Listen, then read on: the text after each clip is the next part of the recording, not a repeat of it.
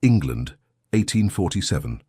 The glittering chandeliers of Fairfax House cast a golden glow over the annual spring ball, where the cream of London society gathered in their finest attire. Ladies in silk gowns swept across polished floors, their laughter tinkling like delicate bells against the steady hum of orchestral music. For most, it was an evening of celebration and revelry. For Miss Amelia Goderic, it was to be the beginning of her descent into humiliation. Amelia stood by the refreshment table, absently toying with the lace trim of her pale blue gown. At 22, she possessed a quiet beauty, not the kind that commanded immediate attention, but the sort that revealed itself slowly, like a flower unfurling in the morning light. Her chestnut hair was arranged in an elegant coiffure, accentuating her slender neck and the gentle curve of her shoulders. "You seem rather pensive this evening, Miss Goderic," observed Lady Harrington, an elderly matron whose sharp eyes missed nothing. "One would expect more enthusiasm from a bride-to-be." Amelia offered a practiced smile. "Forgive me, Lady Harrington. I find myself a trifle overwhelmed by the grandeur of the occasion." "Humph. Well, you'd best accustom yourself to such affairs. As the future Countess Fairfax, you'll be expected to host gatherings twice as lavish." The reminder of her impending marriage to Edmund Fairfax settled like a stone in Amelia's stomach. Their engagement had been arranged years ago, a mutually beneficial arrangement between her father, a respected but financially strained merchant, and the ambitious Fairfax family. Edmund needed a wife of good breeding to enhance his social standing. Amelia's family needed the security of a noble connection. Love had never entered the equation. "Speaking of your betrothed," Lady Harrington continued, her gaze drifting across the ballroom, "I haven't seen him for quite some time, nor your dear friend Miss Ashworth for that matter." Amelia glanced around the crowded room. Indeed, both Edmund and Viola were conspicuously absent. "Perhaps they've stepped out for some air," she suggested. "The ballroom has grown rather warm." Lady Harrington's lips pursed. "Together? How peculiar." She patted Amelia's arm with unexpected gentleness. "My dear, I've lived long enough to recognize when something is amiss. The way your fiancé looks at Miss Ashworth is not how a gentleman should regard his betrothed's closest friend." Heat rose to Amelia's cheeks. "I'm sure I don't know what you mean." "Don't you?" The elderly woman sighed. "You're a clever girl, Miss Goderic, too clever to be made a fool." With those cryptic words, Lady Harrington drifted away, leaving Amelia with a growing sense of unease. She had noticed Edmund's attentiveness to Viola over the past months, but had dismissed her concerns as mere jealousy. Viola Ashworth had been her dearest friend since childhood, beautiful, vivacious, and born into wealth that Amelia's family could only dream of. Surely she would never betray such a long-standing friendship. Yet doubt, once planted, grew like ivy, twisting around her thoughts. Amelia made her way through the crowd, nodding politely to acquaintances as she searched for either Edmund or Viola. She found neither in the ballroom nor the adjacent card-room. A footman informed her that no one had ventured onto the terrace. That left only the library and the conservatory on the ground floor. The library door was ajar, a sliver of light spilling onto the carpeted hallway. As Amelia approached, she heard voices, hushed, intimate, unmistakable. "Edmund, we cannot continue like this." Viola's voice, usually so confident, trembled with emotion. "It isn't fair to Amelia. Since when has fairness been a consideration in matters of marriage?" Edmund's tone was dismissive. "My engagement to Amelia is a business arrangement, nothing more. Her father's connections will help secure my position with the East India Company, and in return, her family gains the prestige of a title." "And what of love?" Viola asked. There was a pause, followed by the rustle of fabric. "Love is for poets and fools, my dear. But if you insist on such sentiments, then know that you alone hold my heart." Amelia stood frozen, each word a dagger to her chest. She had never harbored romantic illusions about her engagement, but to hear Edmund speak so coldly of their union, and to her dearest friend no less, was a cruelty she had not anticipated. She should have turned away then, preserved what little dignity remained. Instead, propelled by a need to confront the betrayal face to face, she pushed the door open. The scene before her confirmed her worst fears.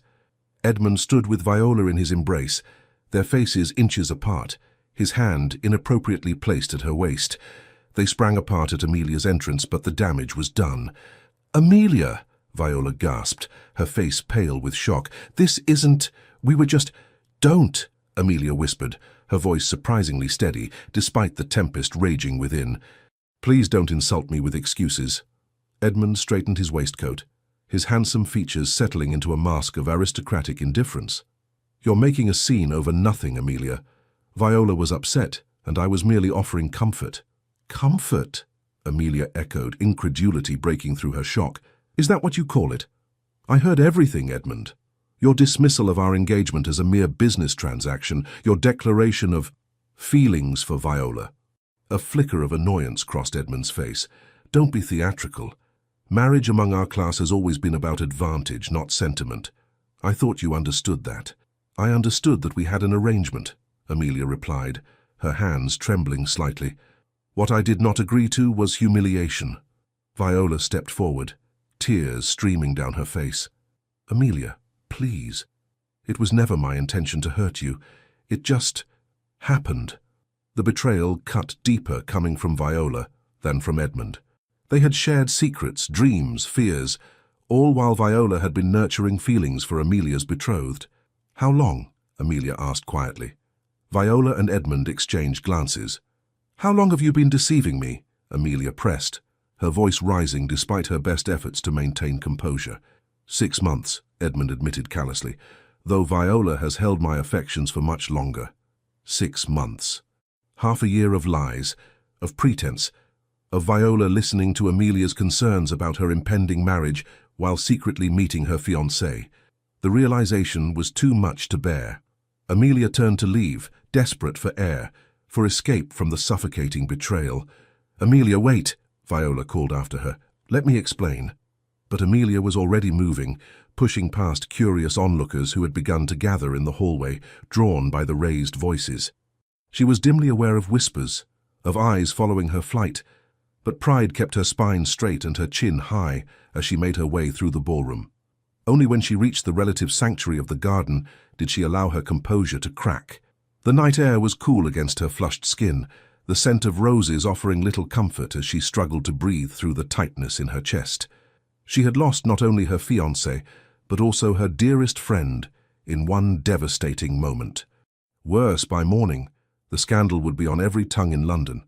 The humiliated Miss Goderich cast aside for her more beautiful, more wealthy friend. "Are you unwell, Miss Goderich?" The deep voice startled Amelia from her thoughts. She turned to find George Cavendish, the Duke of Ashford, regarding her with concern. Tall and imposing in his immaculate evening attire, the Duke was a commanding presence even in the dim light of the garden lanterns. "Your Grace," she managed, hastily wiping away a tear. "Forgive me, I didn't realize anyone else was here."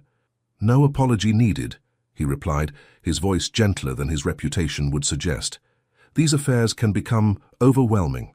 I often find myself seeking refuge in gardens as well." Amelia had seen the Duke at various social functions, but had never spoken to him directly. Few did. At 32, George Cavendish was one of England's wealthiest and most powerful men, and its most elusive bachelors. Rumours about him abounded, that he had built his fortune through cunning investments after inheriting a near-bankrupt dukedom, that he scorned society despite his position within it, that he had sworn never to marry after some mysterious heartbreak in his youth.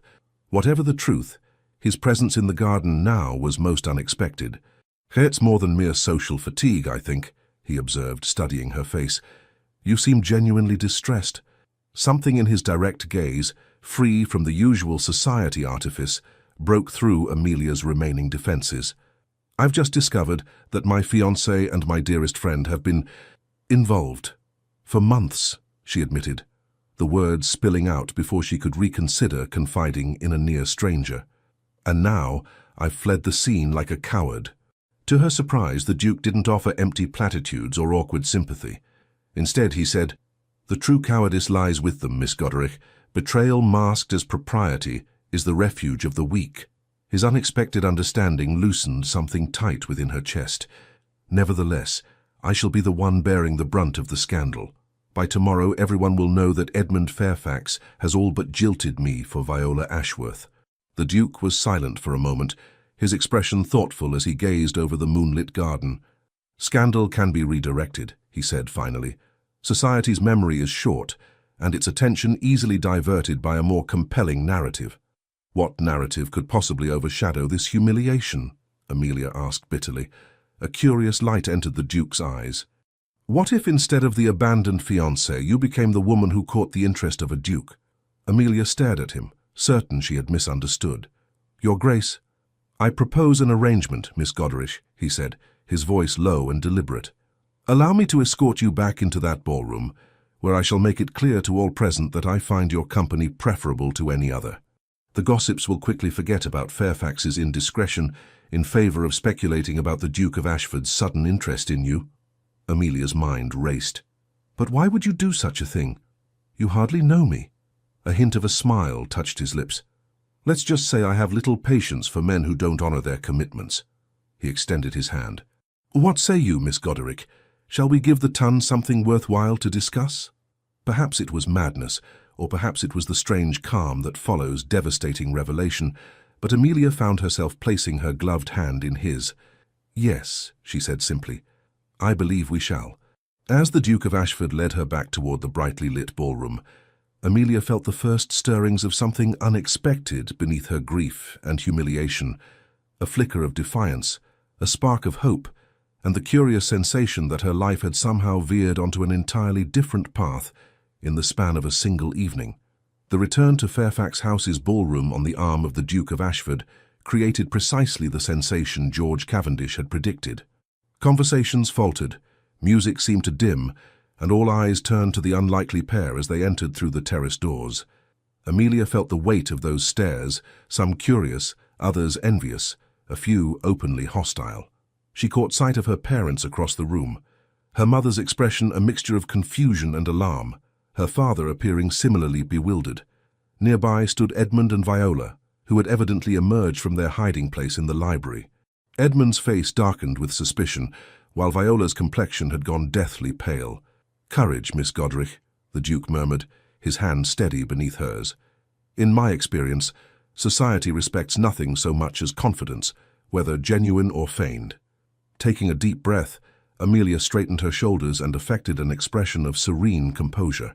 The Duke led her directly to the center of the ballroom, where he signaled to the orchestra. The musicians, recognizing the gesture of one of England's most powerful noblemen, brought their current piece to a close. In the ensuing silence, the Duke of Ashford addressed the startled gathering. Ladies and gentlemen, I hope you'll forgive the interruption to this splendid evening. His voice carried effortlessly across the room, commanding attention without apparent effort. I find myself compelled to share some unexpected but welcome news. A ripple of murmurs swept through the crowd. The Duke continued, his gaze unwavering. It seems I have found myself utterly captivated this evening. Miss Amelia Goderich has granted me the honor of her attention, and I find I cannot bear to waste another moment before making my intentions clear. Gasps echoed around the ballroom. From the corner of her eye, Amelia saw Edmund take a step forward, his expression thunderous, before Lord Fairfax placed a restraining hand on his son's arm. Miss Goderich, the Duke continued, turning to face her directly, would you do me the great honor of permitting me to call upon you tomorrow? I believe we have much to discuss regarding our future acquaintance. It was not a proposal of marriage. That would have been too precipitous even for this dramatic rescue, but it was a clear declaration of interest from a man who had never before shown particular attention to any woman in society. The implication was unmistakable. Amelia felt a curious calm settle over her. This charade, if indeed it was such, offered her an escape from humiliation. More than that, it provided a way to reclaim some measure of dignity from the evening's earlier devastation. You honor me with your interest, Your Grace, she replied, her voice steady despite the thundering of her heart. I would be delighted to receive you. A smattering of applause broke out, quickly muted by the shock still rippling through the assembly. The Duke signaled to the orchestra once more, and as the musicians struck up a waltz, he drew Amelia into his arms. Well played, he murmured as they began to move across the floor. You have a remarkable capacity for composure under duress. Necessity is a stern teacher, Your Grace, she replied quietly. For a man who reportedly avoided society whenever possible, the Duke of Ashford proved to be an accomplished dancer. He guided Amelia with effortless grace, maintaining a proper distance while still creating the impression of intimacy.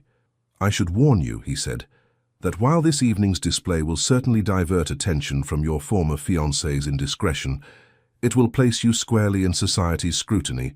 Are you prepared for that?" Amelia considered his words carefully. "I believe that being the object of speculation regarding the Duke of Ashford's interest is preferable to being pitied as the woman scorned by Edmund Fairfax." A flicker of genuine amusement crossed his features. "Well reasoned. Though I must point out that our little performance this evening has created certain expectations. To maintain credibility, we must continue the charade for at least a short while." "How short?" Amelia asked, suddenly aware of the implications of their impromptu scheme. "Long enough to convince society that your broken engagement to Fairfax is of no consequence to you," he replied pragmatically.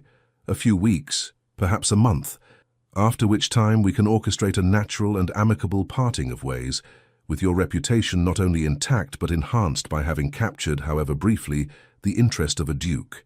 It was a coldly logical proposition, yet Amelia sensed something beneath the duke's detached manner, a hint of genuine concern, perhaps, or some personal motivation he had not yet revealed. "And what do you gain from this arrangement, Your Grace?" she asked directly. His eyes, a striking shade of grey that reminded Amelia of storm clouds, assessed her with new interest. "Perceptive," he noted. "Very well. In truth, Miss Goderich, I find myself in need of a temporary shield against the matchmaking mammas of the ton. An apparent interest in you will discourage their efforts to parade their daughters before me this season." "So we use each other," Amelia summarized, finding the honesty of his admission oddly refreshing. "A mutually beneficial arrangement," he corrected, "with clearly defined parameters and a predetermined conclusion." The waltz was drawing to a close. Soon they would be separated by the social obligations of the evening, she to explain this startling development to her parents, he to maintain the appearance of a man newly smitten. "I accept your terms, Your Grace," Amelia decided, "though I confess I find it strange to enter into another arrangement so soon after discovering the hollowness of my previous one." The music ended, and the Duke stepped back, bowing formally over her hand. "The difference, Miss Goderich," he said quietly, "is that we begin with honesty between us, no false promises, no hidden agendas." As he straightened, Amelia was struck by the intensity of his gaze. For a moment, she glimpsed something behind his carefully maintained facade, a depth of feeling, perhaps even a vulnerability, at odds with his reputation as London's most aloof aristocrat. The moment passed quickly. With a slight smile that did not quite reach his eyes, the Duke said more loudly for the benefit of those nearby, "Until tomorrow, Miss Goderich. I shall call upon you at 2:00. He departed with a final bow, leaving Amelia to face the immediate consequences of their scheme.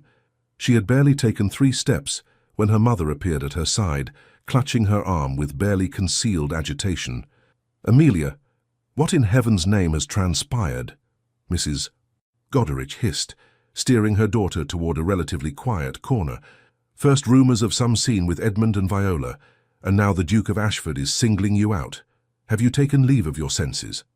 "Not at all, Mother," Amelia replied, summoning what remained of her composure. "I've merely discovered that one arrangement was false while another opportunity presented itself." Her father joined them, his expression torn between concern and a certain calculating interest. "The Duke is worth 10 of young Fairfax in terms of position and fortune," he observed, "but his interest seems sudden." "Sometimes," Amelia said, thinking of the betrayal she had witnessed in the library, "revelations occur quite suddenly." Before her parents could press further, a commotion near the entrance to the ballroom drew their attention. Edmund was striding toward them, his face flushed with anger, Viola trailing behind him with visible distress. "What game are you playing at, Amelia?" Edmund demanded, his voice low but sharp. "One moment you're my fiancé, the next you're making a spectacle of yourself with Ashford." "A spectacle?" Amelia echoed, a new strength in her voice. "How interesting that you would choose that particular word, Edmund. I might apply it to a man conducting a clandestine affair with his betrothed's closest friend." Edmund blanched, glancing nervously at the onlookers gathering nearby. "Lower your voice," he hissed. "Whatever you think you saw or heard was perfectly clear," Amelia interrupted, "as was your assessment of our engagement as a mere business arrangement. I'm simply following your example by pursuing a more advantageous connection." Viola stepped forward, tears glistening in her eyes. "Amelia, please, we never meant to hurt you. It just happened." "Twice now you've said that, Viola," Amelia observed coldly. "Yet I find myself unable to believe that 6 months of deception just happened." Edmund's expression hardened. "You forget yourself, Amelia. Our engagement has not been formally dissolved. Your behavior with Ashford borders on scandalous." "No more scandalous than your behavior with Miss Ashworth," interjected a deep voice from behind Amelia. The Duke of Ashford had returned, his timing impeccable. He positioned himself at Amelia's side, a silent but unmistakable declaration of support. "This is a private matter, Ashford," Edmund said stiffly. "It doesn't concern you." "On the contrary," the Duke replied, his tone deceptively mild.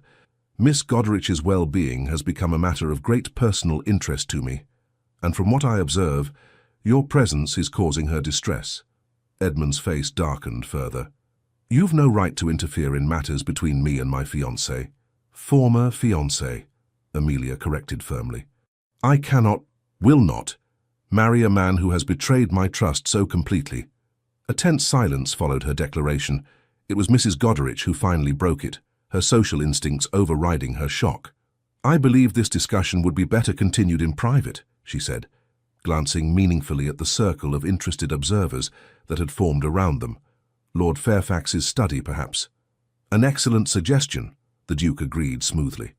"Though I must insist on accompanying Miss Goderich if she wishes it." Amelia nodded gratefully. "I would appreciate your presence, Your Grace." The small party made their way to Lord Fairfax's study, where Edmund's father was already waiting, his expression grave. As the door closed behind them, shutting out the curious eyes and ears of the ball attendees, Amelia steeled herself for the confrontation to come. Lord Fairfax spoke first, addressing Amelia with cold formality.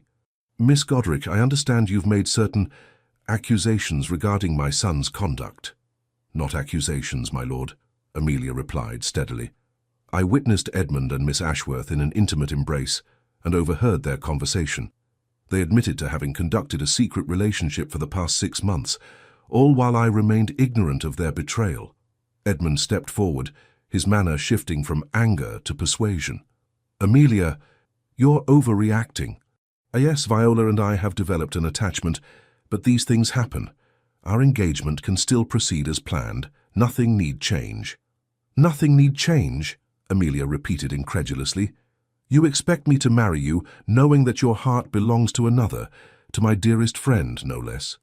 "Marriage among our class is rarely about affection," Edmund replied dismissively. "You've always known that. Our family's arrangements stand to benefit us both. As my wife, you would want for nothing material, except dignity," the Duke of Ashford observed dryly, "and respect.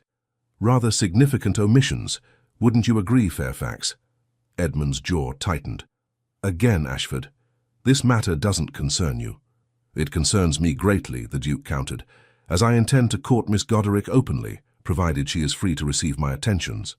The statement hung in the air, its implications clear. If the Fairfax family insisted on maintaining the engagement, despite Edmund's indiscretion, they would risk direct opposition from one of England's most influential peers. Lord Fairfax, a shrewd man who had built his family's fortune through careful political maneuvering, recognized the implied threat immediately. "Perhaps," he said carefully, "given these unfortunate circumstances, a dissolution of the engagement would indeed be best for all concerned." Edmund turned to his father in disbelief. "Father, the Goderich connection is vital for our interests in the East India Company." "As is remaining in the good graces of the Duke of Ashford," Lord Fairfax cut in meaningfully. "Sometimes, Edmund, one must recognize when a hand is lost and fold gracefully."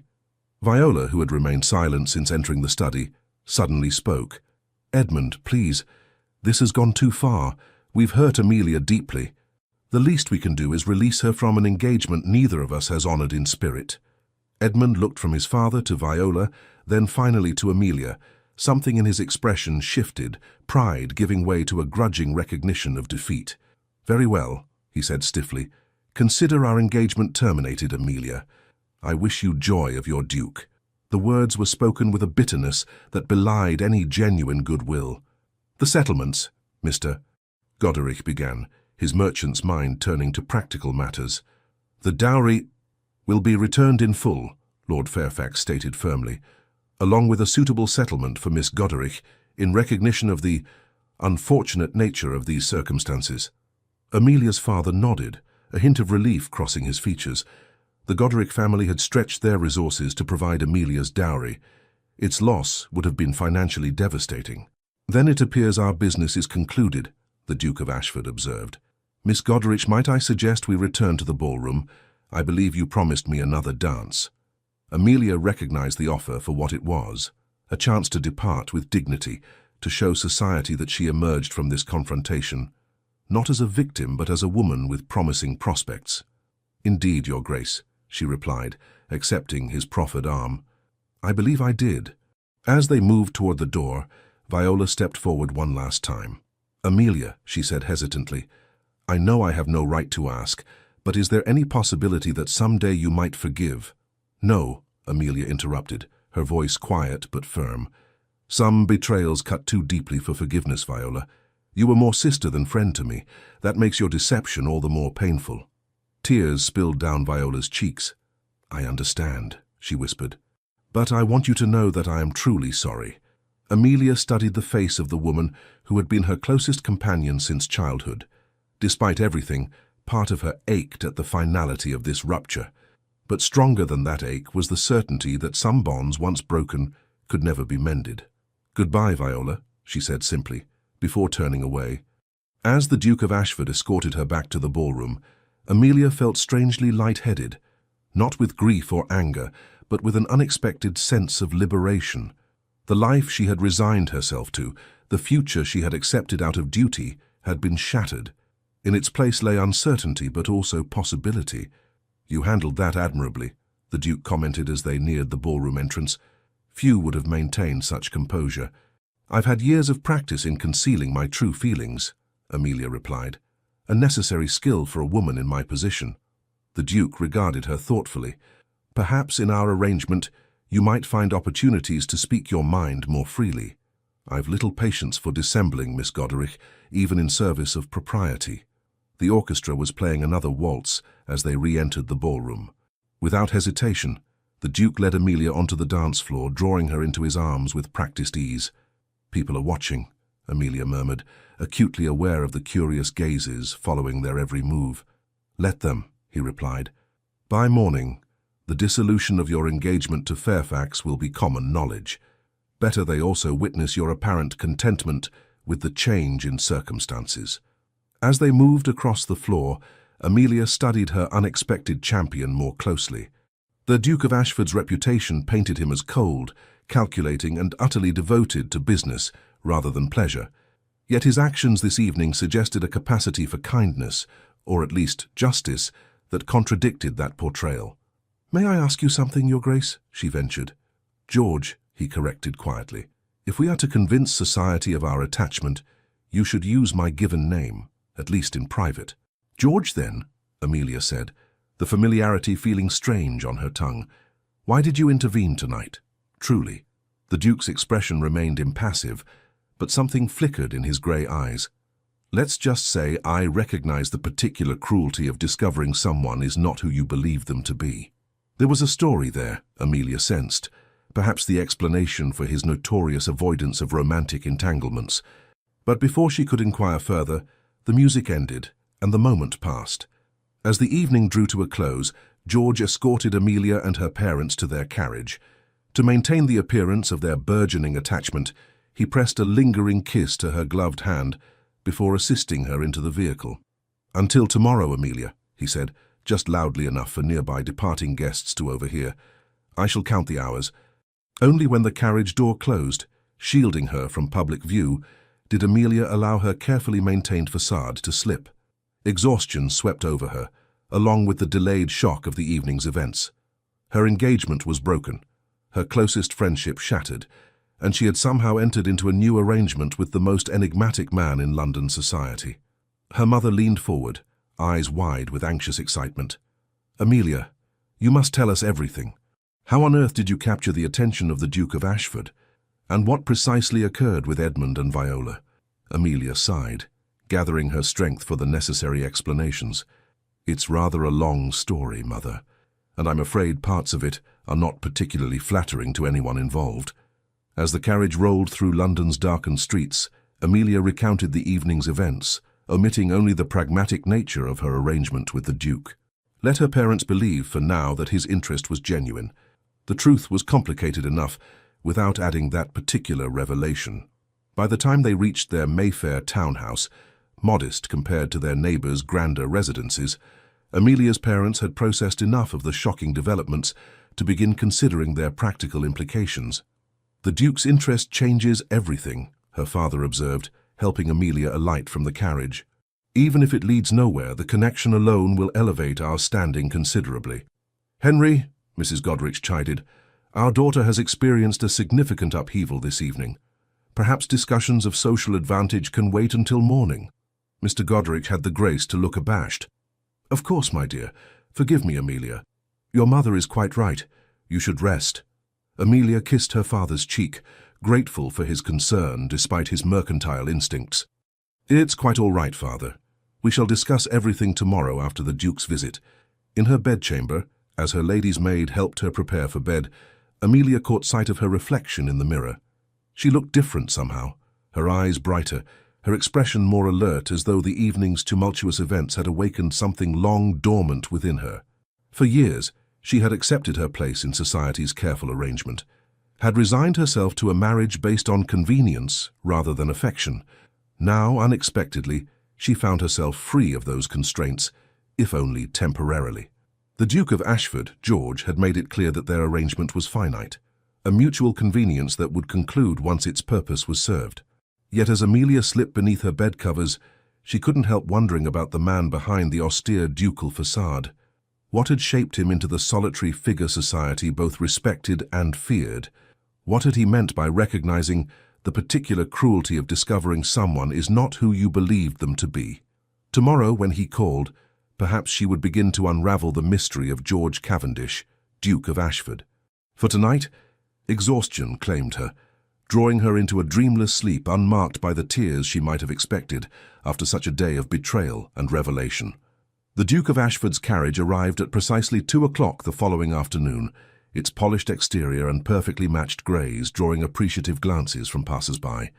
Amelia, dressed in a gown of dove-grey silk that her mother had insisted befitted her new status as the object of a duke's attention, waited in the drawing-room with studied calm that belied her inner turmoil.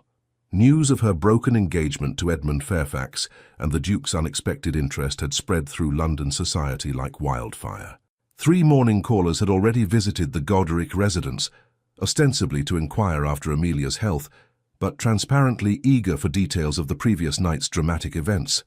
"His Grace, the Duke of Ashford," announced the butler, his voice carrying a note of suppressed excitement rare for the normally impassive servant. George Cavendish entered the drawing-room with the confident ease of a man accustomed to commanding attention in any setting. Dressed in a perfectly tailored dark blue coat and buff-coloured trousers, he cut an imposing figure against the modest furnishings of the Goderich home. "Miss Goderich," he greeted her, bowing formally before turning to acknowledge her parents. "Mr. Goderich, Mrs. Goderich, I trust I find you well this afternoon?" "Exceedingly well, Your Grace," Mrs. Goderich replied, practically glowing with maternal pride. "We're honoured by your visit." "The honour is mine," the Duke replied smoothly. "I've been looking forward to furthering my acquaintance with your daughter." Mr. Goderich cleared his throat. "Perhaps you would like to take refreshment in the garden, Your Grace? The weather is particularly fine today, and our roses are in full bloom." Amelia recognized her father's suggestion for what it was, an opportunity for her to converse more privately with the Duke, while still remaining within the bounds of propriety under her parents' distant supervision. "An excellent suggestion," George agreed. "Miss Goderich, would you do me the honour?" Amelia accepted his proffered arm, acutely aware of her mother's beaming approval as they made their way through the French doors leading to the modest but well-tended garden behind the Goderich townhouse. The afternoon sun cast dappled shadows across the gravel path as they strolled between neatly trimmed hedges and carefully cultivated roses. A stone bench situated beneath an ancient oak tree offered a modicum of privacy, while remaining visible from the drawing-room windows, the perfect balance of propriety and discretion. "You've caused quite a stir in society, Your Grace," Amelia observed once they were seated. "Lady Winslow and Mrs. Hemington both called this morning, fairly bursting with curiosity about your sudden interest in me." A faint smile touched the Duke's lips. "And what did you tell them?" "That some connections form unexpectedly, when one least anticipates them," she replied, vague enough to fuel speculation without committing to falsehoods. "Well done," he approved. "The best deceptions contain elements of truth." Amelia studied him in the clear afternoon light. Away from the artificial glow of ballroom chandeliers, the Duke of Ashford appeared somehow more human, still imposing certainly, but with subtle nuances to his expression that she hadn't noticed before. Tiny lines at the corners of his eyes suggested he smiled more often in private than his public persona indicated. "I've been thinking about our arrangement," she said carefully. "While I appreciate your intervention last night, truly I do, I wonder if we've embarked on a charade that may prove difficult to maintain." "Having second thoughts, Miss Godric?" he inquired, his tone neutral. "Not second thoughts precisely," Amelia clarified. "Rather practical considerations. London society will expect certain progression in our relationship. Eventually, they will anticipate an engagement announcement. And when none is forthcoming, they will assume I've trifled with your affections," the Duke concluded, "thereby creating a new scandal to replace the one we sought to avoid." Amelia nodded. "Unless we orchestrate our parting very carefully." "We needn't concern ourselves with that just yet," George said. "For now it's enough that society believes my interest genuine and your affections cautiously receptive. A fortnight of such appearances should suffice to establish that narrative firmly enough that when our paths eventually diverge, it will be seen as a natural conclusion rather than a rejection." Amelia accepted his assessment, though she remained unconvinced that the matter would resolve so neatly. Society rarely allowed its most eligible duke to conduct his affairs without intense scrutiny. "Now," George continued, his manner shifting subtly, "since we find ourselves temporarily aligned, I believe we should use this opportunity to become better acquainted. Our performance will be more convincing if built upon genuine understanding." "What would you like to know?" Amelia asked. "Everything that makes you who you are," he replied, surprising her with his directness. "Your interests, your dreams, your disappointments. The person behind the carefully composed society mask." Amelia hesitated, unaccustomed to such forthrightness. "That's rather a lot to divulge to someone who was a stranger until yesterday evening." "Fair enough," George acknowledged. "Perhaps I should begin then. You may ask me anything you wish, and I shall answer truthfully." The offer was unexpected and intriguing. What did one ask a duke when granted such liberty? Amelia considered carefully before speaking. "Last night, you mentioned recognizing the particular cruelty of discovering someone is not who you believed them to be. What did you mean by that?" If the Duke was surprised by her choice of question, he didn't show it. Instead, he gazed thoughtfully at the garden, as though seeing something beyond the carefully tended roses. "When I was 23, he began, "I was engaged to Lady Caroline Wexford, daughter of the Earl of Harrington. It was an advantageous match. Her family possessed old blood and excellent connections, while mine, despite the dukedom, had fallen into financial disarray under my father's management." Amelia listened, fascinated by this glimpse into his past. Few knew much about the Duke of Ashford's personal history beyond public records and society gossip. "Unlike your arrangement with Fairfax, I believed myself genuinely in love," George continued, a hint of self-deprecation in his tone. "Caroline was beautiful, charming, and appeared to return my affections with equal fervor. I was young enough to believe that I had achieved that rarest of outcomes in aristocratic marriages, a union of both advantage and affection." "What happened?"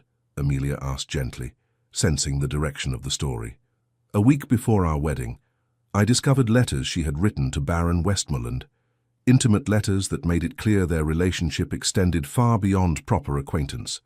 His expression remained impassive, but Amelia detected the lingering echo of an old pain beneath his composed exterior. When confronted, Caroline admitted that she had never loved me.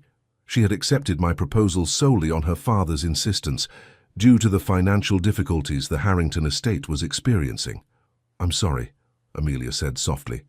George shook his head. "The discovery was painful, but ultimately valuable. It taught me to look beyond appearances, to question motives, and to recognize that in our social sphere, genuine feeling is often sacrificed at the altar of advantage. "And so you've avoided romantic entanglement since then," Amelia concluded, the pieces of his reputation falling into place. "I've avoided the pretense of romance," he corrected. "Better honest solitude than false companionship, wouldn't you agree?" The question seemed to invite a deeper confidence, and Amelia found herself responding with unexpected candor. "I've never expected love in marriage," she admitted. "My parents' union was arranged, as was my engagement to Edmund. I was raised to view marriage as a practical alliance rather than a romantic endeavor." She paused, searching for the right words. "But I did expect loyalty, mutual respect. To discover that even those modest expectations were too much to hope for was illuminating. And disillusioning," George added perceptively. "Yes," Amelia agreed, "though perhaps the disillusionment is valuable, as you said of your own experience. At least now I harbor no false hopes." The Duke studied her with an intensity that made Amelia conscious of every detail of her appearance, the way the afternoon light caught in her hair, the slight flush that rose to her cheeks under his scrutiny. "Tell me," he said, changing tack abruptly, "if you were free of society's constraints, what would you choose for yourself? Not in terms of marriage, but life. What pursuits would occupy your time and mind?" The question took Amelia by surprise. Few had ever asked about her personal desires beyond the conventional expectations for a woman of her station. "I would travel," she answered after a moment's reflection. "Not merely to the usual European destinations, but farther, to Constantinople perhaps, or even India. I've read accounts of such places that make our London society seem terribly small and provincial by comparison." "An unusual ambition for a young lady," George observed, though his tone held no censure. "I've always been drawn to knowledge," Amelia continued, emboldened by his apparent interest. "My father indulged my educational inclinations more than most men of his generation might have. I read extensively, history, philosophy, even some scientific treatises, though I must admit much of the latter exceeds my understanding."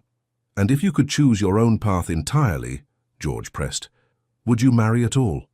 The directness of the question startled Amelia, but she found herself considering it seriously. "I suppose I would wish for a partnership of minds as well as circumstances. Someone with whom I could converse freely, exchange ideas, perhaps even disagree without fear of censure." She smiled ruefully. "A rather fanciful notion, I know." "Not fanciful," George contradicted. "Rare, perhaps, but not impossible." Something in his voice drew Amelia's gaze to his face. For a brief moment the ducal mask slipped, revealing a hint of the man beneath the title, thoughtful, perhaps even vulnerable in ways society never glimpsed. The moment was interrupted by the appearance of Mrs. Goderich at the drawing-room window, making a show of checking on their progress. "I believe we're being summoned," George observed dryly. "Your mother likely fears we've had insufficient time for meaningful conversation, yet too much for strict propriety." Amelia laughed, the sound spontaneous and genuine. "You've assessed her perfectly.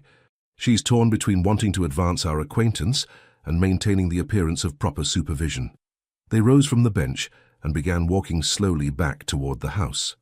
"I meant to ask," George said, "whether Fairfax has made any further attempt to contact you since last night." Amelia shook her head. "Not directly, though his mother sent a rather formal note this morning, expressing regret for the unfortunate misunderstanding and suggesting that cooler heads might prevail after reflection." A flicker of annoyance crossed the Duke's features. "They still hope to salvage the arrangement, then. Fairfax needs your father's connections for his eastern ventures." "My father would never insist I honor the engagement now," Amelia assured him. "He may be practical, but he's not heartless." "Nevertheless," George said thoughtfully, "it might be wise to emphasize our apparent attachment more publicly. Would you permit me to escort you to the Harringtons' musicale tomorrow evening? I understand it's to be quite the significant gathering." Amelia blinked in surprise. "You wish to attend a musicale? I was given to understand you avoid such entertainments whenever possible." A hint of a smile touched his lips. "My reputation for reclusiveness serves me well in business, but in this instance, visibility serves our purpose better. Besides," he added with unexpected lightness, I find my aversion to society lessened by the prospect of your company." The compliment, delivered with such apparent sincerity, brought a genuine blush to Amelia's cheeks. She reminded herself sternly that this was all part of their charade, the Duke playing his role with admirable conviction. "Then I shall be delighted to accompany you," she replied, matching his tone. As they re-entered the drawing-room, where her parents waited with poorly disguised eagerness, Amelia found herself in the curious position of playing a role that felt increasingly less like pretense. The Duke of Ashford, George, had revealed himself to be far more complex and intriguing than his public persona suggested. Their arrangement might be temporary, a mutual convenience designed to navigate a social crisis, but Amelia couldn't help wondering what further revelations their pretended courtship might bring. The Harrington musical proved to be precisely the forum for public display that George had anticipated. As he escorted Amelia into the crowded music room, conversations faltered, heads turned, and speculative glances followed their progress. Lady Harrington herself, a formidable matron whose social influence was matched only by her talent for uncovering secrets, descended upon them immediately. "Your Grace!" she exclaimed, her voice carrying just enough to ensure neighboring guests could overhear. "What an unexpected pleasure! We so rarely have the honor of your presence at our humble gatherings." "I find my interests have expanded of late, Lady Harrington," George replied smoothly, his hand resting lightly at the small of Amelia's back. "Miss Goderic has been enlightening me on the virtues of musical appreciation." Lady Harrington's shrewd gaze swept over Amelia, assessing everything from the quality of her pale pink gown to the manner in which she stood beside the Duke. "Indeed," she murmured, "how fascinating that Miss Goderic has succeeded where so many others have failed." The observation, though couched as a compliment, carried a subtle barb that did not escape Amelia's notice. "Perhaps it's less a matter of success than of timing, Lady Harrington," Amelia replied with delicate emphasis. "Even the most resistant heart may find itself receptive under the right circumstances." George's hand pressed slightly more firmly against her back, a silent acknowledgement of her adroit response. Lady Harrington's eyebrows rose fractionally, before a calculating smile spread across her features. "How charmingly put, my dear. I do hope you'll both enjoy this evening's performance. We've secured Miss Evelyn Thompson for the principal recital, a remarkable young talent. But do excuse me, I see the Duchess of Marlborough has just arrived." As their hostess swept away, George guided Amelia toward seats near the front of the room, nodding acknowledgments to various acquaintances as they passed. "Well played," he murmured close to her ear. "You've given Lady Harrington precisely the fodder she needs to spread our narrative throughout London by breakfast tomorrow." "She's rather intimidating," Amelia confessed quietly. "I've always found her manner somewhat predatory." "An apt description," George agreed. "Lady Harrington feeds on information as others do on sustenance, but in this instance her appetite serves our purpose." They had just taken their seats when Amelia spotted Edmund and Viola entering the music room, accompanied by Lord and Lady Fairfax. Edmund's gaze found hers immediately, his expression darkening as he noted her proximity to the Duke. "Your former fiancé appears less than pleased with our arrangement," George observed, following her line of sight. "He has no right to any opinion regarding my affairs," Amelia replied, though she couldn't entirely suppress a flutter of anxiety at the prospect of another confrontation. George's hand covered hers briefly. "You needn't concern yourself. Fairfax is many things, but he's not fool enough to create a scene in Lady Harrington's drawing room." The prediction proved accurate. Throughout the musical performance, a display of considerable talent by the young pianist, Edmund maintained a stony distance, though Amelia occasionally felt the weight of his gaze. Viola, by contrast, appeared pale and withdrawn, her usual vivacity dimmed by what Amelia could only assume was shame or regret. During the interval, as guests mingled and refreshments were served, George was briefly drawn into conversation with several gentlemen eager to discuss political matters. Amelia found herself momentarily alone, a situation quickly remedied by the appearance of Lady Charlotte Winters, one of the few society women whose company Amelia genuinely enjoyed. "My dear Amelia," Charlotte exclaimed, linking her arm through Amelia's. "You've been holding out on me. Not a word about the Duke of Ashford, and now you appear together as though it's the most natural thing in the world." Amelia smiled at her friend's characteristic directness. "It happened rather suddenly, Charlotte. I'm still becoming accustomed to it myself. Well, I for one am delighted, Charlotte declared. After that dreadful business with Edmund, and yes, everyone knows, my dear, these things always get out. You deserve someone of true worth and character. She leaned closer, lowering her voice. And between us, the Duke is a vast improvement in every regard.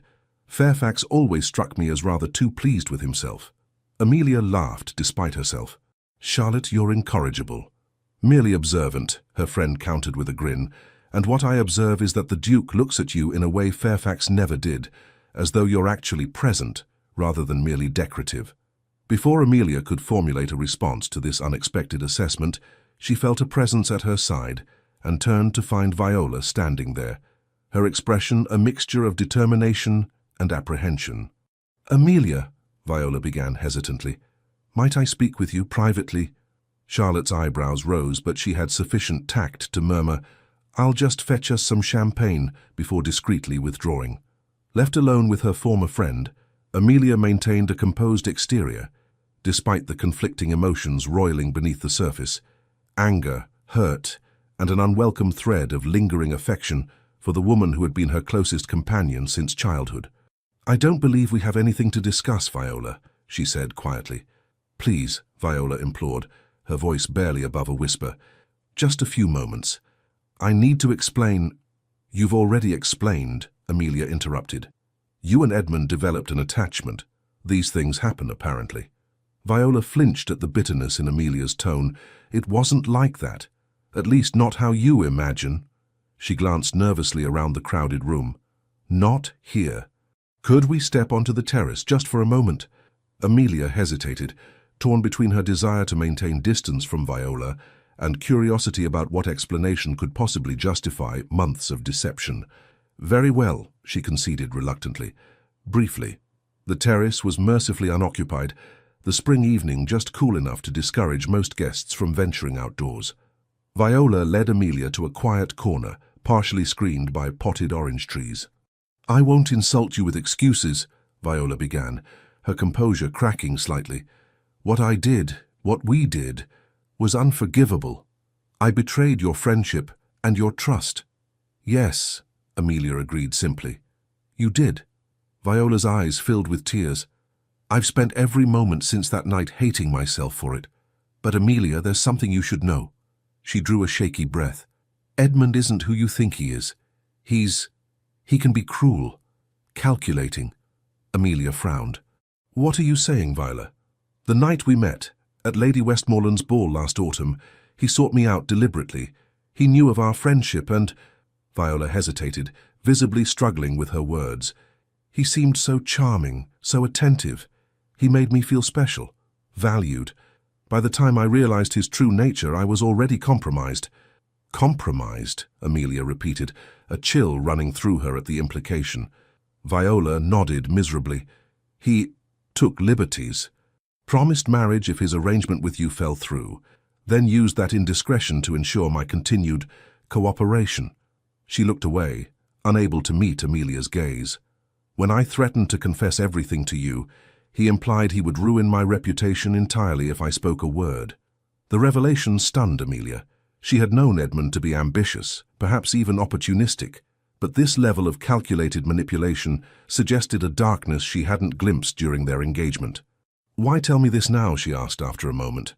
Because you deserve to know the truth, Viola replied, and because I fear for you.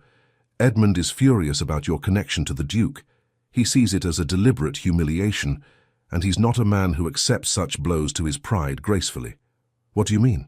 He's been making inquiries, discreet ones, into the Duke's past, looking for weaknesses, vulnerabilities. I'm afraid he means to cause trouble between you somehow. Amelia processed this information with growing concern. Thank you for the warning, she said finally, though it doesn't change what happened between us, Viola. I know, Viola whispered, wiping away a tear. I don't expect forgiveness. I couldn't bear it if you were hurt further because of my weakness. The sincerity in Viola's voice gave Amelia pause. The betrayal still stung deeply, but perhaps there were complexities to the situation she hadn't fully grasped in the shock of discovery. I need time, Amelia said eventually. What you've told me, it's a lot to absorb. Viola nodded, relief visible in her expression at even this small concession. Of course. Thank you for listening, Amelia. I've missed you terribly. As they re-entered the music room, Amelia caught sight of George searching the crowd, his expression clearing when he located her. He moved purposefully in her direction, offering a cordial but distant nod to Viola as he reached Amelia's side.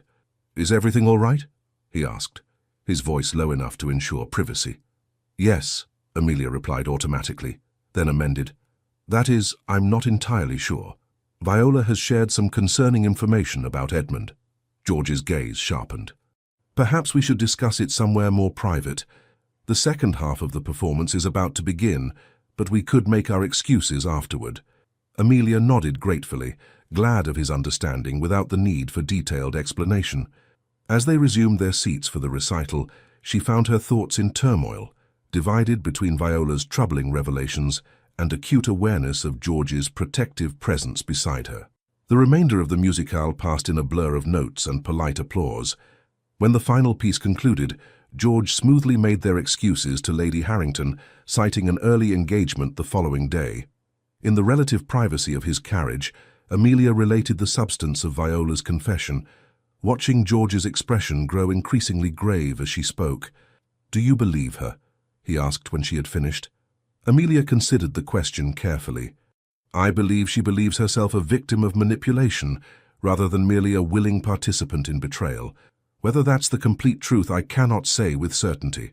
"The warning about Fairfax's intentions toward us, or rather, toward me, rings true," George observed. "Men like Fairfax rarely accept defeat gracefully, particularly when their pride is wounded." What could he possibly hope to accomplish, Amelia wondered. "Your position is unassailable compared to his." George's expression turned thoughtful. "Everyone has vulnerabilities, Amelia, even dukes." He glanced out the carriage window at the passing London streets. "There are aspects of my business dealings that, while entirely legal, might appear questionable if presented in a certain light. Investments in the Americas that some might consider speculative, trade arrangements with merchants of ambiguous reputation. Would such revelations damage you significantly? Materially, no. But reputation and trust are the currencies of power in our world. Fairfax cannot touch my title or fortune, but he might attempt to sow doubt about my character." George's gaze returned to Amelia, his expression softening slightly. "However, I'm more concerned about how his machinations might affect you." "Me?" Amelia asked, surprised. "I'm merely a temporary association for you, as we agreed." Something flickered in George's eyes, too quickly for Amelia to interpret, before he composed his features once more. "Nevertheless," he said, "you've become entangled in this situation largely through my intervention. I feel responsible for ensuring you emerge unscathed." The carriage slowed as it approached the Goderic residence. Before it came to a complete stop, George spoke again, his voice carrying a note of decision. "I believe we should accelerate our strategy," he said. "If Fairfax means to cause trouble, we should present him with a fait accompli before he can act." "What do you mean?" Amelia asked, a strange flutter of anticipation rising within her. "An engagement announcement," George replied, watching her carefully for her reaction. "Formal, public, and immediate.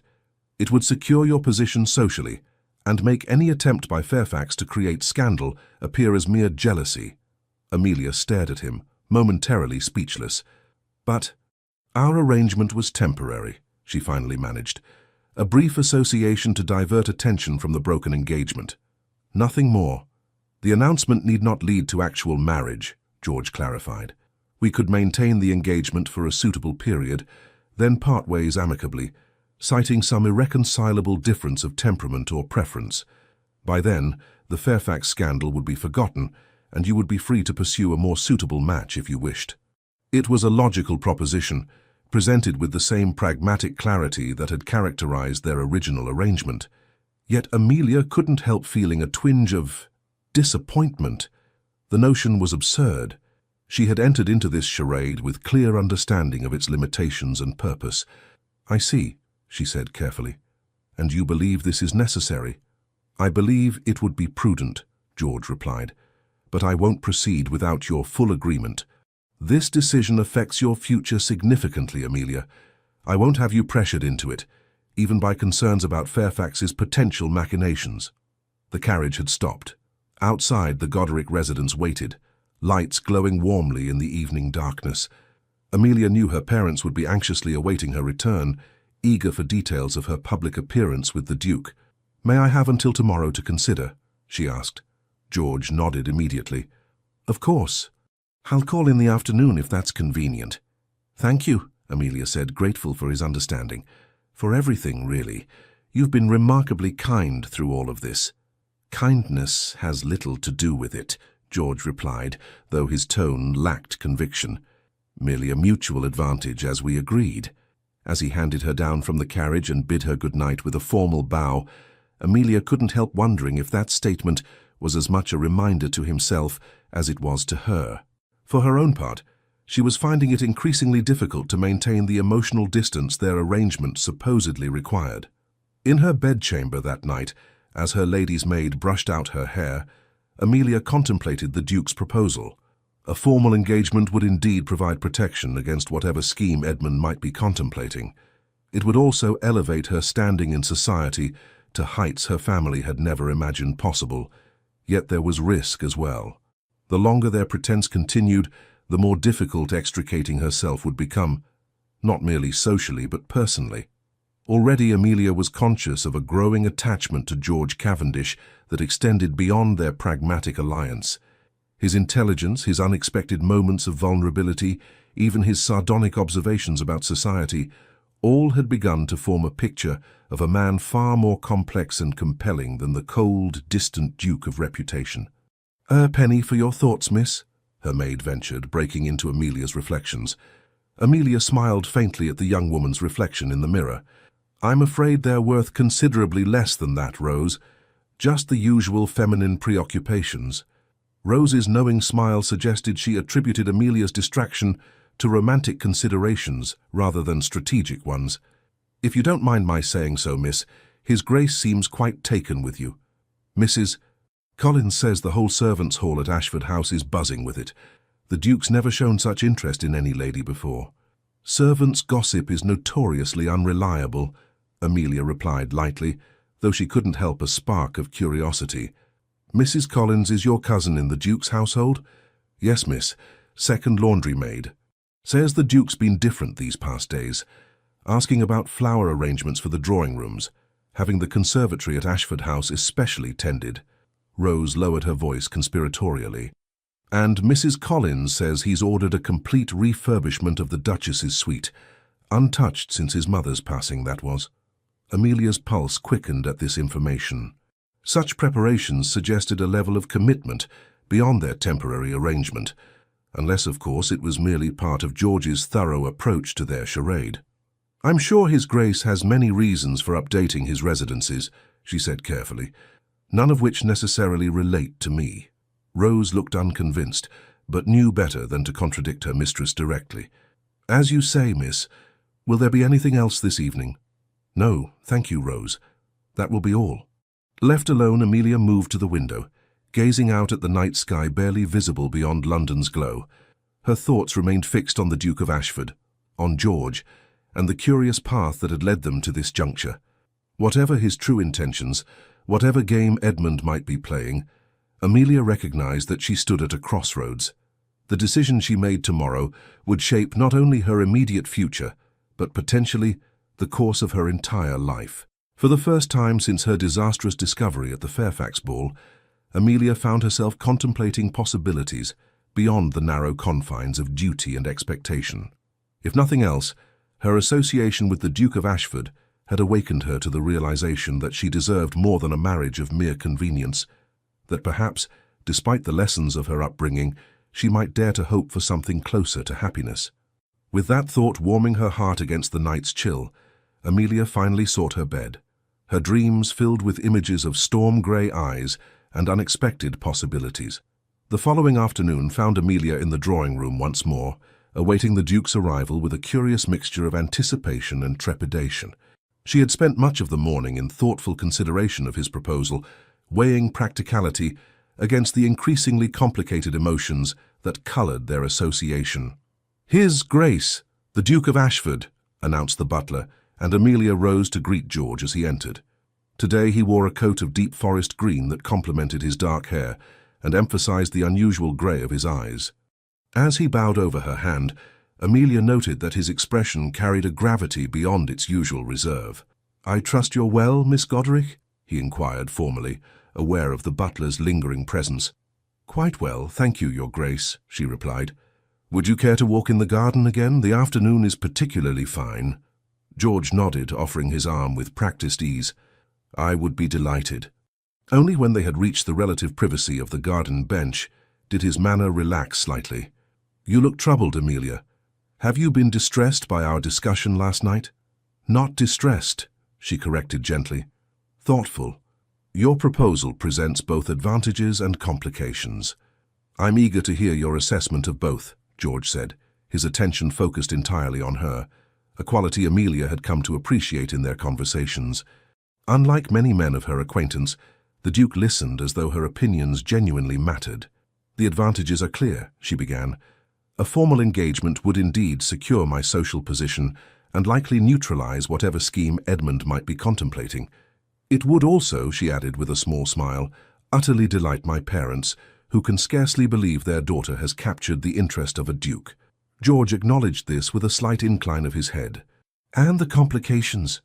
Amelia hesitated, searching for words that would convey her concerns without revealing too much of her developing feelings.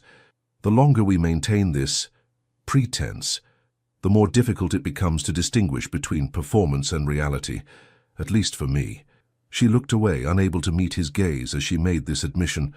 "I find myself enjoying your company rather more than our arrangement strictly requires." A moment of silence followed her words. When George finally spoke, his voice carried a note Amelia hadn't heard before, a warmth that belied his usual reserve. "Perhaps," he said carefully, "the distinction between pretense and reality is not as clear as we initially believed." Amelia's gaze snapped back to his face, searching for meaning in his measured expression. "What are you saying, George?" He leaned forward slightly, his eyes intent on hers. "I'm saying that what began as a convenient arrangement has become something else, at least for me." He paused, seeming to choose his next words with unusual care. "I find myself thinking of you when we're apart, looking forward to our meetings with an eagerness that has nothing to do with social strategy." Amelia's heart quickened at this unexpected revelation. "You never indicated—" "How could I?" George interrupted gently. "Our agreement was explicitly temporary. I had no right to complicate matters with personal sentiments that you might not welcome." "And now?" Amelia asked, scarcely daring to breathe. "Now I find I cannot in good conscience propose even a pretend engagement without honesty between us." George took her hand, his touch warming her despite the light barrier of her gloves. "The engagement I propose need not be temporary, Amelia, not if you could consider a more permanent arrangement." The words hung in the air between them, momentous and transformative. Amelia studied his face, searching for any sign of insincerity or calculation, finding instead an vulnerability that touched her deeply. "Are you asking me to marry you, George?" "Truly?"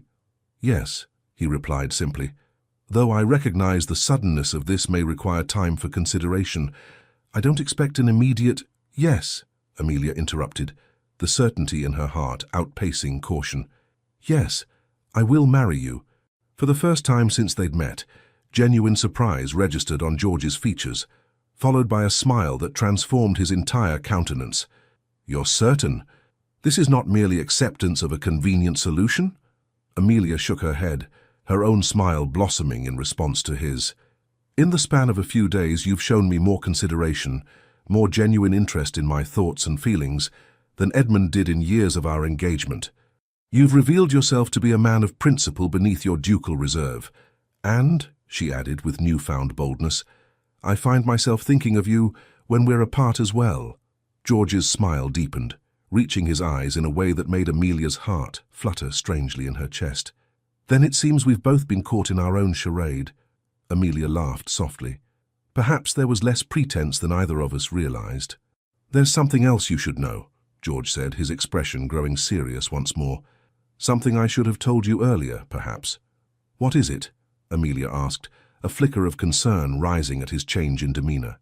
My investigation into Fairfax's activities has uncovered some troubling information, he said. It appears he's been systematically manipulating young women of good family, but limited means, women like yourself, for financial gain. Amelia frowned. I don't understand. His pattern is consistent, George explained. He identifies families with useful business connections but precarious finances, courts their daughters with promises of advantageous marriages, then extracts financial concessions from the fathers under the guise of joint ventures before manufacturing reasons to break the engagements. But he didn't break our engagement, Amelia pointed out. I discovered his betrayal and ended it myself. Yes, and that disrupted his usual method, George agreed. Your discovery of his affair with Viola forced his hand before he had fully leveraged your father's East India connections. It's why he's particularly angry about losing you, not from any genuine attachment, but because his scheme was interrupted. A cold realization settled over Amelia. And Viola, was she aware of this pattern? George hesitated. I believe her story contains elements of truth. Fairfax likely did pursue her deliberately, but not merely for pleasure. She was useful to him, a way to maintain appearances, while he continued his scheme with you. How many others? Amelia asked quietly. 3 that I've confirmed, George replied, all within the past 5 years. Each followed the same pattern, a lengthy engagement, business entanglements with the father, then a scandal or conflict that allowed Fairfax to withdraw while keeping whatever financial advantage he had gained. Amelia shook her head, struggling to reconcile this calculating predator with the man she had been prepared to marry. I was such a fool. No, George contradicted firmly. You were trusting, as you had every right to be. The deception is his shame, not yours. Something occurred to Amelia suddenly. Is this why you intervened that night at the ball? Did you already suspect Edmund's true nature? I had suspicions, George admitted. Rumors had reached me about Fairfax's previous engagements, but I had no concrete evidence until I witnessed your discovery of his betrayal. Your distress in the garden moved me, certainly, but I also recognized an opportunity to expose his pattern of behavior. So our arrangement served multiple purposes, Amelia observed, trying to determine how she felt about this revelation. George reached for her hand again, his expression earnest. Initially, yes. But Amelia, you must believe that my growing feelings for you were entirely unexpected and genuine. I entered into our arrangement with strategic intentions, but I remain in it now because I cannot imagine my life without you in it. The sincerity in his voice dispelled any doubts that might have formed. Amelia squeezed his hand gently. I believe you, George, and I'm grateful for your honesty, even if the timing is somewhat belated. A rueful smile touched his lips. I've spent years cultivating emotional distance, learning to trust, to speak openly of feelings. These are skills I'm only beginning to rediscover. Then we shall learn together, Amelia said softly. For I too have spent my life preparing for a marriage of convenience rather than affection. This territory is unfamiliar to us both. George's expression warmed at her understanding. There's one more matter we should discuss before formalizing our engagement, he said. Edmund Fairfax. He's unlikely to accept defeat gracefully, particularly now. What do you propose? Amelia asked. I've gathered evidence of his pattern of deception, George explained. Nothing that would stand in a court of law, perhaps, but enough to destroy his reputation in society if revealed. His dealings, though ethically abhorrent, were executed with enough ambiguity and legal cunning to evade formal prosecution. Scandalous, yes, but not unlawful by the standards of our courts. I intend to meet with him privately, to make it clear that any attempt to interfere with our happiness will result in his complete social and financial ruin. Amelia considered this approach thoughtfully. And Viola? What becomes of her in all this? That, George said gently, is for you to decide. Her role in Fairfax's schemes seems more that of pawn than accomplice, though her betrayal of your friendship remains her own responsibility. The question of Viola weighed heavily on Amelia's heart. The pain of betrayal remained sharp, yet Viola's tearful confession at the musicale had revealed a young woman caught in circumstances partly beyond her control. I'm not ready to forgive her, Amelia admitted, but neither do I wish to see her destroyed alongside Edmund. Perhaps in time we might find some measure of reconciliation. George nodded. A compassionate perspective, and one that speaks to your character. He hesitated briefly before continuing. "There's one final matter I should address before we proceed further." "Yes," Amelia prompted when he paused. "As my Duchess, you would have considerable freedom to pursue your interests, including that desire to travel you mentioned.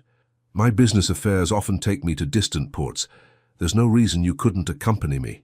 His expression grew intent.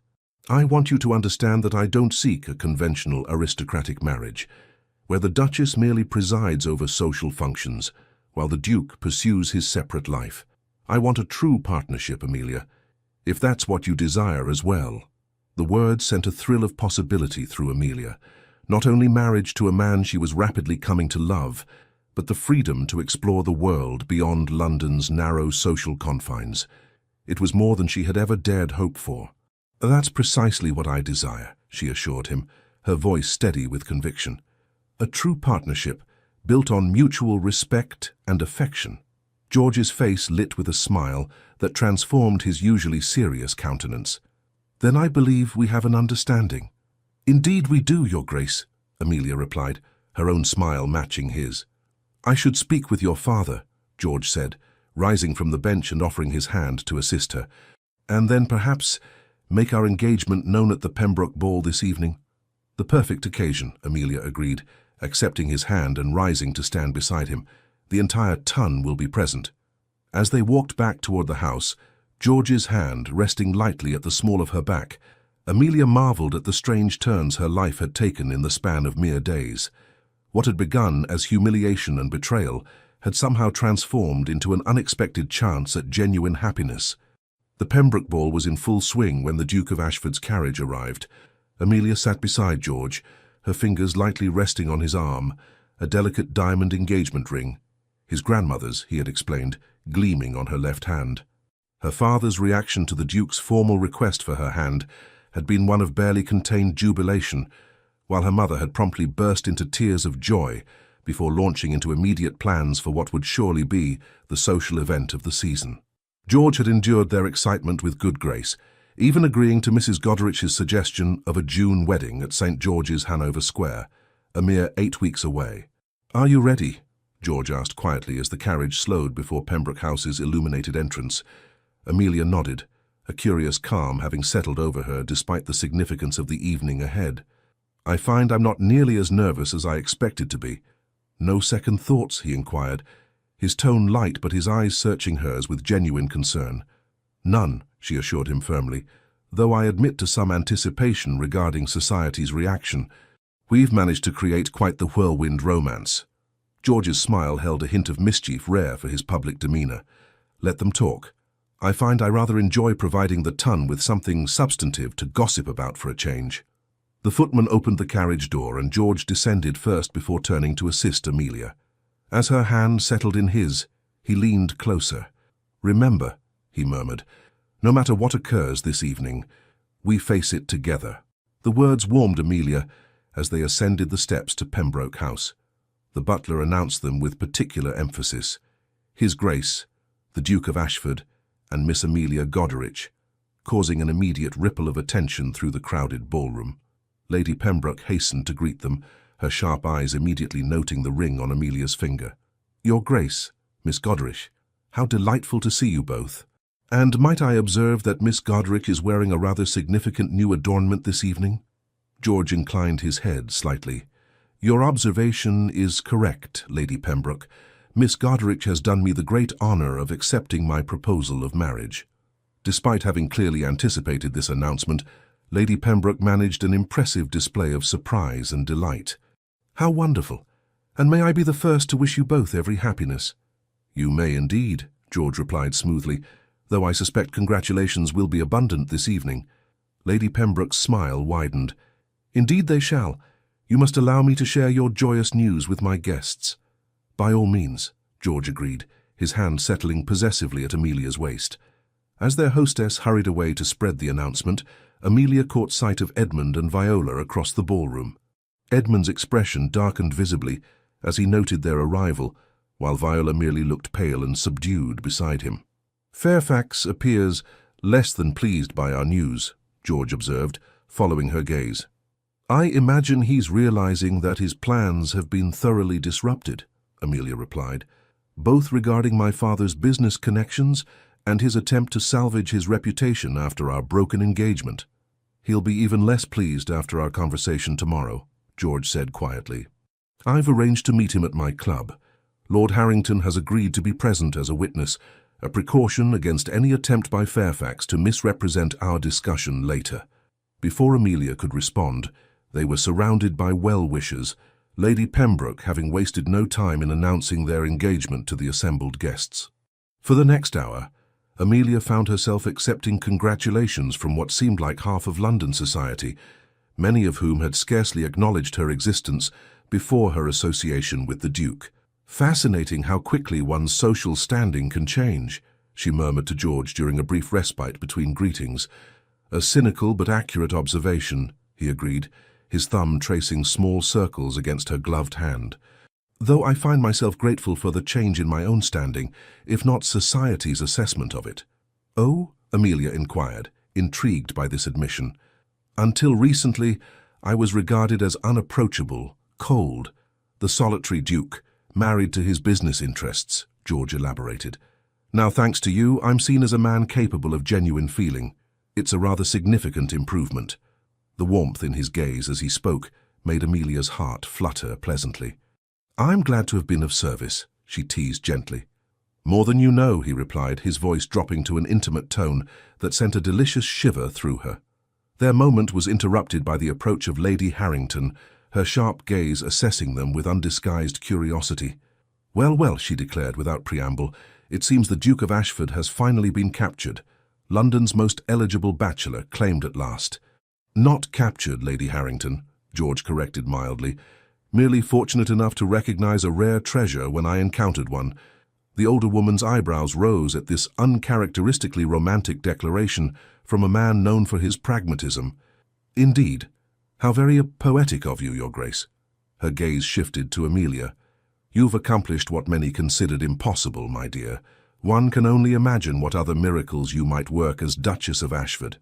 "I assure you, Lady Harrington, my ambitions extend no further than securing the happiness of my future husband and myself," Amelia replied with careful politeness. "Commendably modest," Lady Harrington observed, though her tone suggested she found such modesty either suspicious or foolish. "Though one should never underestimate the influence a duchess may wield, particularly one married to a man of such extensive interests as the Duke." Before the conversation could continue along this potentially awkward path, a disturbance near the ballroom entrance drew their attention. Edmund Fairfax appeared to be engaged in a heated argument with Lord Pembroke, his voice rising despite their host's obvious attempts to calm him. "It appears your former fiancé has had too much champagne," Lady Harrington observed with barely concealed delight at the prospect of scandal. "How unfortunate!" George's expression hardened. "If you'll excuse us, Lady Harrington, I believe I should offer Lord Pembroke my assistance." With a protective hand at Amelia's back, he guided her away from the older woman, though not directly toward the disturbance. "Wait here," he murmured, guiding her toward Charlotte Winters, who stood nearby. "Charlotte, might I impose upon you to keep Miss Godrich company for a moment? I need to address a situation." Charlotte, assessing the situation with her usual acuity, nodded immediately. "Of course, Your Grace. Amelia and I have much to discuss regarding wedding preparations, I'm sure." As George strode purposefully toward Edmund and Lord Pembroke, Charlotte linked her arm through Amelia's. "Your former fiancé appears determined to make a spectacle of himself," she observed quietly. "Though I must say your current fiancé seems equally determined to prevent it." Amelia watched anxiously as George reached the two men, his calm authority immediately changing the dynamic of the confrontation. Though too distant to hear their words, she could see Edmund's aggressive posture gradually subside in the face of whatever George was saying. "The Duke is rather masterful in such situations, isn't he?" Charlotte remarked with admiration. "So different from Edmund, who always seemed to be performing for an audience." "George is surprising in many ways," Amelia admitted, her gaze still fixed on the scene across the ballroom. Charlotte squeezed her arm gently. "You love him," she stated, rather than asked. "I can see it in your face when you look at him." The observation startled Amelia, though she couldn't deny its accuracy. "Is it that obvious?" "Only to someone who knows you well," Charlotte assured her. and I'm delighted for you, truly. When you first told me of your broken engagement to Edmund, I feared you'd been terribly hurt. Now I see it was the best thing that could have happened." "A blessing in disguise," Amelia agreed, watching as George and Lord Pembroke escorted a subdued Edmund from the ballroom, presumably to sober up away from the curious eyes of society. Viola, left standing alone after Edmund's removal, looked lost and uncertain. After a moment's hesitation, she made her way toward Amelia and Charlotte, her steps faltering as she approached. "Amelia," she began hesitantly, "I just wanted to offer my congratulations. The Duke seems... he clearly cares for you deeply." The sincerity in Viola's voice gave Amelia pause. Despite everything, a part of her still mourned the friendship they had once shared. "Thank you, Viola." An awkward silence fell between them, years of shared confidences and recent betrayal, creating a chasm neither seemed certain how to bridge. Charlotte, sensing the tension, murmured a discreet excuse about refreshments and moved away, leaving the former friends in relative privacy. "I heard about your engagement this morning," Viola continued softly. "Edmund was quite upset." "So I gather," Amelia replied, glancing toward the doorway through which the men had disappeared. "Though his concern seems rather misplaced, given the circumstances of our parting." Viola looked down, her fingers twisting nervously in her skirts. He's not well, Amelia. Since your broken engagement, he's been drinking heavily, making wild accusations. His father is deeply concerned." "I'm sorry to hear that," Amelia said, and found she meant it despite everything. "But his well-being is no longer my responsibility." "No," Viola agreed quickly. "Of course not. I just—" She hesitated, then continued in a rush. "I wanted to thank you for not revealing the full extent of what happened. Many in your position would have ensured we were both thoroughly ruined in society." Amelia studied the face that had once been as familiar to her as her own. "Despite everything, Viola, I wouldn't wish such a fate on you, on either of you." Relief flickered across Viola's features. "You're more generous than we deserve." She paused, seeming to gather her courage before adding, "Is there any possibility, do you think, that someday we might, not as before, certainly, but perhaps—" "I don't know," Amelia answered honestly. "The wound is still too fresh to consider what healing might eventually look like." Viola nodded, accepting this assessment without protest. "I understand, but I want you to know that I am truly happy for you, Amelia. The Duke is a fortunate man, and from the way he looks at you, I believe he knows it." Before Amelia could respond, George reappeared at her side, his expression composed, but with a hint of tension around his eyes. "Fairfax has been persuaded to return home," he informed her quietly. "Lord Pembroke's carriage is conveying him as we speak." Viola cursed uncertainly. "If you'll excuse me, Your Grace, Amelia, I should find Lady Fairfax." As she retreated, George turned to Amelia with concern. "Are you all right? I'm sorry you had to witness that scene." "I'm fine," Amelia assured him. "What happened?" George guided her toward a relatively quiet corner of the ballroom. "Fairfax had clearly been drinking before he arrived. When he heard the announcement of our engagement, he became agitated. He was making some rather wild accusations when Lord Pembroke intercepted him." "What sort of accusations?" Amelia asked, a chill of apprehension running through her. "Nothing of consequence," George replied dismissively, though something in his expression suggested otherwise. "The ravings of a man whose pride has been wounded." Amelia laid her hand on his arm. "George, please, no secrets between us, remember?" He sighed, relenting under her steady gaze. "He was claiming that our engagement is a sham, that I'm using you to thwart some business venture he believes I'm aware of. Nonsense, of course, but potentially damaging if repeated in the right circles." "All the more reason for your meeting tomorrow," Amelia observed. "Indeed." George's expression softened as he regarded her. "But let's not allow Fairfax to overshadow our evening. This is a celebration after all." As if on cue, the orchestra began playing a waltz. George extended his hand with a formal bow that was belied by the warmth in his eyes. "May I have this dance, future Duchess of Ashford?" Amelia placed her hand in his, a sense of rightness settling over her as he drew her into his arms. "You may, future husband." As they moved across the floor in perfect synchronization, Amelia marveled at how completely her life had transformed. From the humiliation of betrayal to the joy of unexpected love, from resignation to possibility, all in the span of mere days. "What are you thinking?" George murmured, his face close to hers as the dance brought them together. "That life takes the most unexpected turns," Amelia replied honestly. "A week ago, I believed my future was set in stone, a marriage of convenience to a man who didn't love me. Now, George prompted when she trailed off. Amelia smiled up at him, allowing the happiness she felt to shine in her eyes. "Now I find myself engaged to a man I'm rapidly falling in love with, facing a future filled with possibilities I never dared imagine." The admission, the first time either had spoken directly of love, brought a rare, unguarded smile to George's face. "I find myself in a similar state of astonishment," he confessed. "I came to your rescue that night in the garden with purely practical intentions. I never anticipated that you would rescue me in return." "Rescue you?" Amelia echoed, puzzled. "From solitude," George clarified. "From the fortress I built around myself after Caroline's betrayal. You've accomplished what I believed impossible, Amelia. You've made me trust again, made me hope again." The music swelled around them, but Amelia scarcely heard it, lost in the depths of George's grey eyes and the meaning behind his words.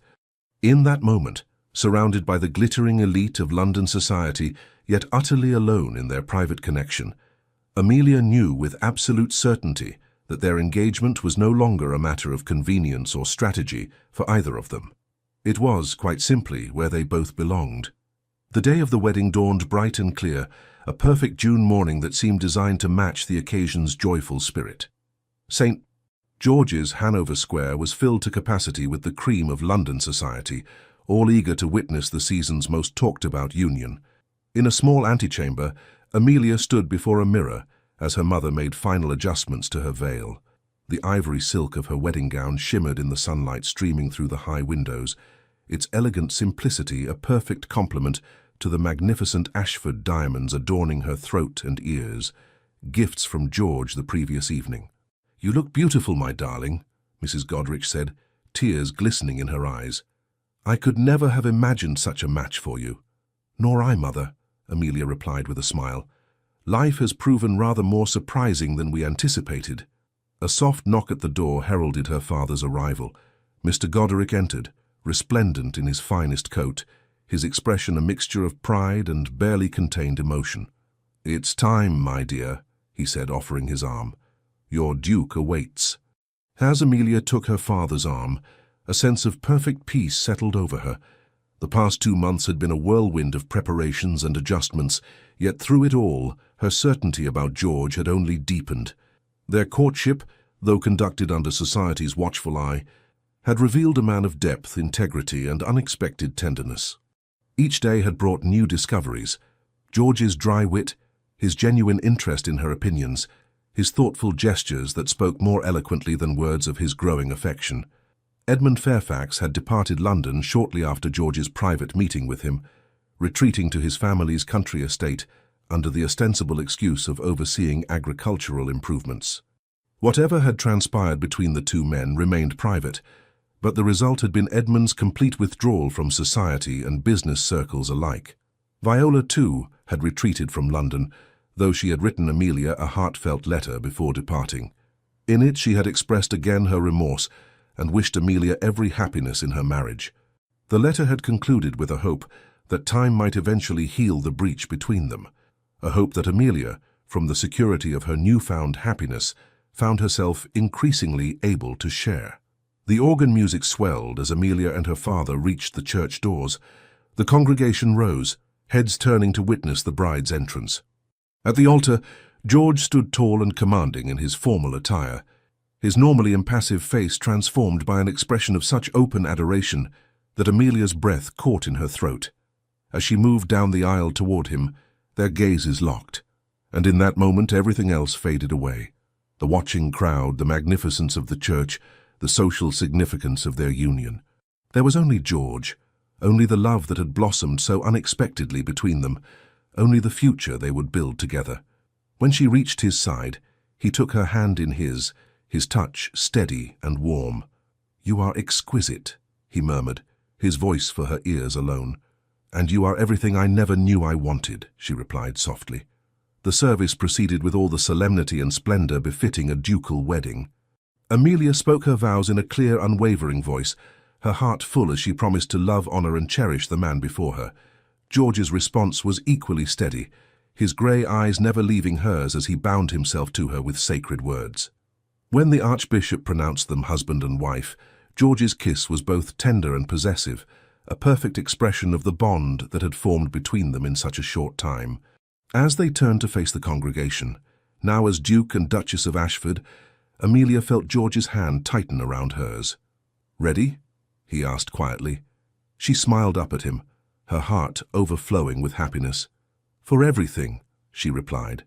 Together they proceeded down the aisle, stepping out into the sunlight and the cheering crowd beyond the church doors, stepping out into the future they would share, a future built not on convenience or arrangement, but on the strongest foundation of all, love freely given and joyfully received.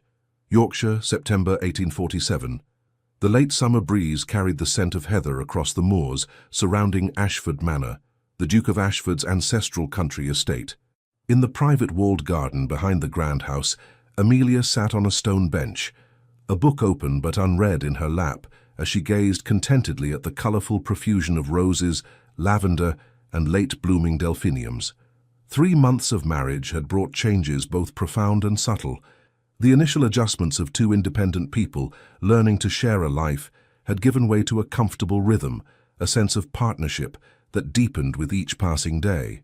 George had proven himself as attentive a husband as he had been a fiancé, taking genuine interest in Amelia's thoughts and preferences, including her in his business discussions when she expressed curiosity, and encouraging her to pursue her own interests with the full support of his position and resources. For her part, Amelia had embraced her role as Duchess of Ashford with natural grace, winning over even the most sceptical members of society with her genuine warmth and intelligence. Where the previous Duchess had been known for opulent but cold formal entertainments, Amelia had established a different tradition, smaller gatherings focused on stimulating conversation, artistic performances, and the fostering of genuine connections. The sound of approaching footsteps drew Amelia from her reverie. She looked up to see George striding across the garden toward her, his formal attire discarded in favor of riding clothes, his usually perfectly arranged hair slightly tousled by the wind. "There you are," he said, his face lighting with pleasure at the sight of her. "I've been looking for you." Amelia smiled, setting aside her book as he joined her on the bench. "Have you enjoyed your ride?" "Immensely," George replied, taking her hand in his. "Though I find I'm increasingly reluctant to be parted from you, even for a few hours." The admission, delivered with characteristic directness, warmed Amelia's heart. Their courtship might have begun as a pragmatic arrangement, but their marriage had blossomed into something neither had anticipated, a deep abiding love that grew stronger with each passing day.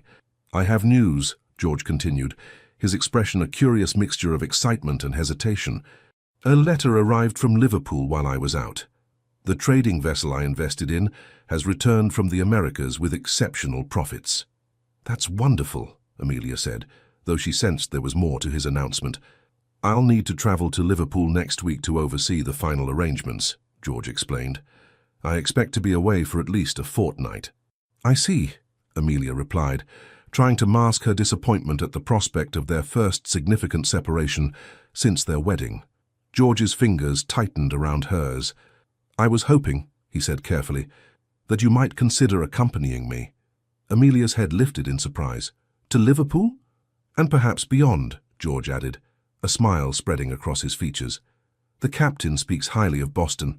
With winter still months away, the crossing would be relatively comfortable. We could return before Christmas, having seen at least a small portion of the wider world you've expressed such interest in exploring." Joy bubbled up within Amelia at this unexpected proposal.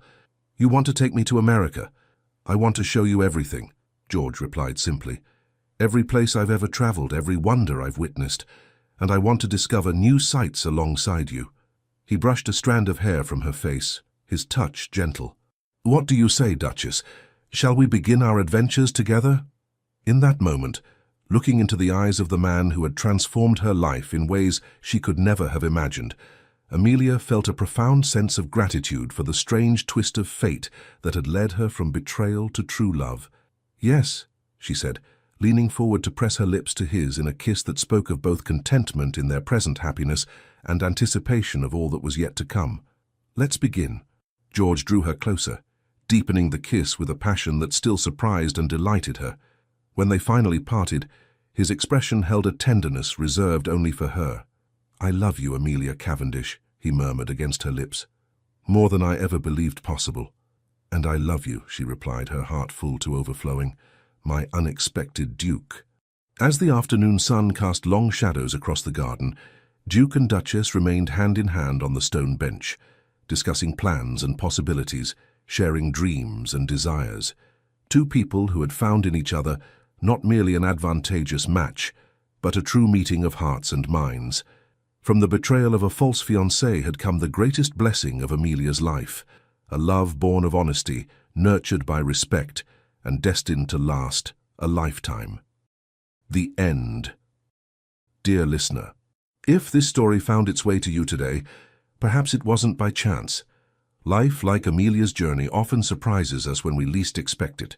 What seems like heartbreak, a betrayal, a disappointment, a painful ending, can quietly become the beginning of something more truthful, more meaningful. No matter your age, no matter how many chapters have already been written in your life, there is always room for a new one, lighter, wiser, and filled with genuine love. Just as Amelia found her strength after sorrow, you too carry a light within you that cannot be dimmed. Your wisdom, your scars, your hopes, they are all part of your beauty. And even if some days feel heavier than others, never forget, you are worthy of respect, of tenderness, of love that sees you completely. You have not been left behind. You are exactly where you need to be to bloom again. May tonight bring you deep rest and peace of heart. May you feel courage for the days ahead.